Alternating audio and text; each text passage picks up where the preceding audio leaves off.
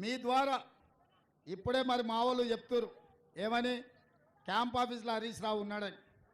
ఆయనకు ఒకటే మాట చెప్తున్నా, నేను 15 ఆగస్టు లోపల 2 లక్షల రైతు రుణమాఫీ చేస్తా అన్నాడు.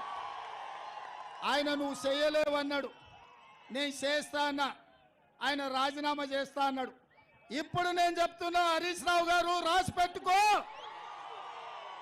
కొమరవెల్లి మల్లన్న సాక్షిగా 15 ఆగస్టు లోపల ఈ రాష్ట్రంలో ఉన్న రైతులకందరికీ 2 లక్షల రూపాయల రుణమాఫీ చేసి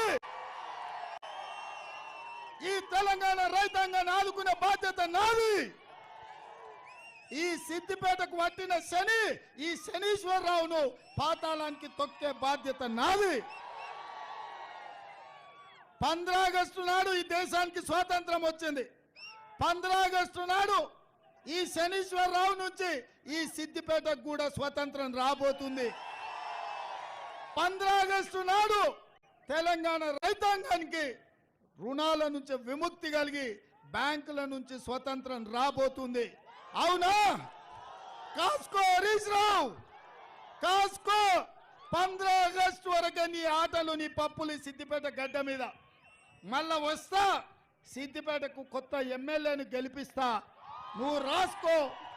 15 ఆగస్టు నాడు మీడియా మిత్రులారా రాసుకోండి. రుణమాఫీ చేసి మళ్ళా ఇదే చౌరస్తాల పాత బస్టాండ్ల సమావేశాన్ని పెడతా. రైతులతోని 1,00,000 మందితో ఇక్కడనే పెడతా.